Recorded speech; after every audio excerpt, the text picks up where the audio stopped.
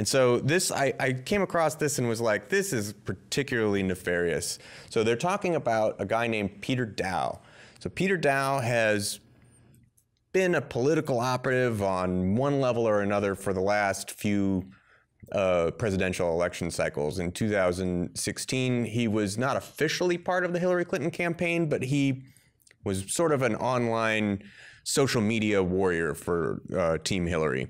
And he made massive numbers of wildly hyperbolic, smear-like, it was pretty disgusting. The word shill is not inappropriate in the way that the title implies that it is. It may even be underdoing it. Yes, it may understate the case.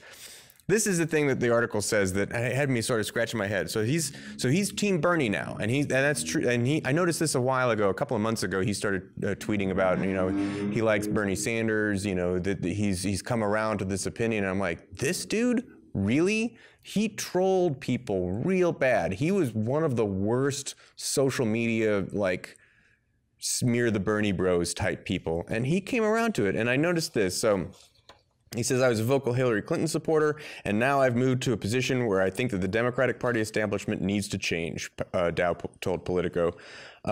He mentions that it's essentially the process, right? I'm missing the correct quote. Where is it? Under Obama, Democrats lost ground to the far right. We had the House and the Senate and the Supreme Court, and things were more balanced than it is today, and yet we're caging children at the border, he said. It's like, right, but that happened under Obama. Anyway, he said he now believes that the most effective way to accomplish real change is through movement politics, which is partly why he praises his former foe. Quote, Sanders is the only candidate who has sparked a true movement. All right, so this guy is switching teams. You're telling me, Politico, hey, this Peter Daou guy, he used to be a shill. He used to say all these things, Hillary supporter, and used to be super anti-Bernie Sanders and said all these horrible things. But he's changed his mind because he realized that, the system requires systemic change, and Bernie is the candidate trying to do that. And I'm going, hold the phone, dude. Your entire political transformation is that you think Bernie has a better strategy? I agree we need systemic change. I agree he has the better strategy, but the reason I support him is not because his strategy is better or because we had more House and Senate seats under Obama or we began to lose them under the Obama era or whatever your argument is. It's not a strategy. It is a political ideology question, right? I like the policies he wants. Yeah. You do not speak to the policies he's advocating for here. And the thing that kept going in the back of my mind is I know this name. I remember him saying some pretty disingenuous, pretty horrible, smeary things online during the 2016 campaign. And then I remember we did a story back when we were on radio. Yeah, way back. I think it was the early part of the 2018 midterm election cycle. Right. We did this story on this new website that was making news stories that, back when people were first like, oh no, there's fake news and the Russians are planting fake news stories. And this guy's like, we'll make a website that verifies the news stories. The people that know that if it comes from this website, it's totally true. And everyone went, but you're just basically asking people to trust you. There's nothing about putting a number on your story or putting it in this particular.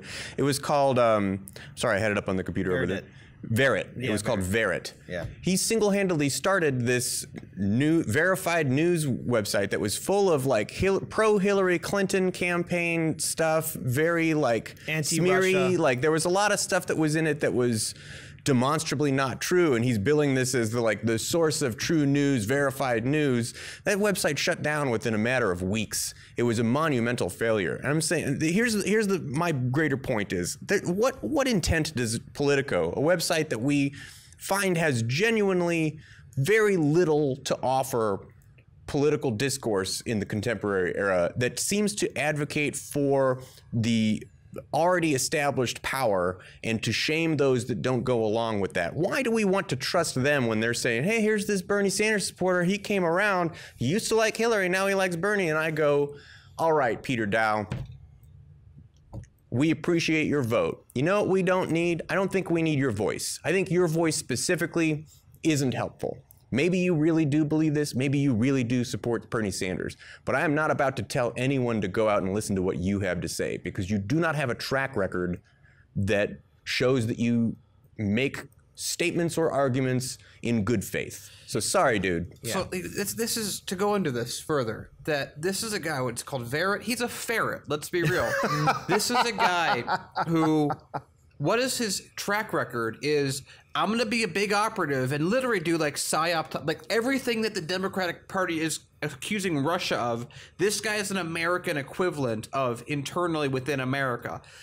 This is a guy who, like Paul said, I mean, trolling, there's like he was heinous towards people. He was horrendous. He's a terrible person, not because of the side he was on. That has less to do with it than much else. It's how he conducts business. And he conducts business with the most underhanded ways. If I would even say that having him on Bernie Sanders' side is detrimental to Bernie Sanders because of the kind of tools that he uses to get things done. Yeah. He is the kind of guy that would do things that are for Bernie, and then the news will go, Bernie Sanders' delegate Peter Look at the Daou. horrible thing Bernie Sanders supporters are doing. Yeah. Yeah, and so he literally feels like almost like a metaphorical suicide bomber who's like, hey, I'm a Bernie bro now. Look at me. It's fantastic. I'm with Bernie Sanders. Let me tell me some of that information that's not public. Yeah, he's definitely not trying to infiltrate the campaign. Hold on. I also want to say this, too. This also shows that the remnants of the Russiagate fear, especially those that were really pumping out the Russiagate smears and how Russia's trying to influence our media, he is a prime example of why we need to be careful how this 2020 election cycle is going to turn out, because there are people who still blame Senator Bernie Sanders for Clinton's loss, even though she was a horrible candidate. She didn't have a message, and that anyone who dared show any ounce of criticism towards former Secretary Hillary Clinton, they were denounced as trolls, Trump supporters, Russia supporters, Bernie bros, exactly, the most famous one of them all. And you know, the thing is that this is a problem that I see slowly creeping into this 2020 election cycle. And yeah, I'm glad that he's saying, yeah, Bernie Sanders is the man with the plan, and Bernie Sanders should be the leading candidate, and I support Bernie. But all of a sudden, the alarm bells are ringing off and thinking, wait, there's something else to this. And I could see an insidious game being played, because all these people that were promoting Russiagate fears still want to remain relevant and still want to have some kind of power in this new age of media and social media.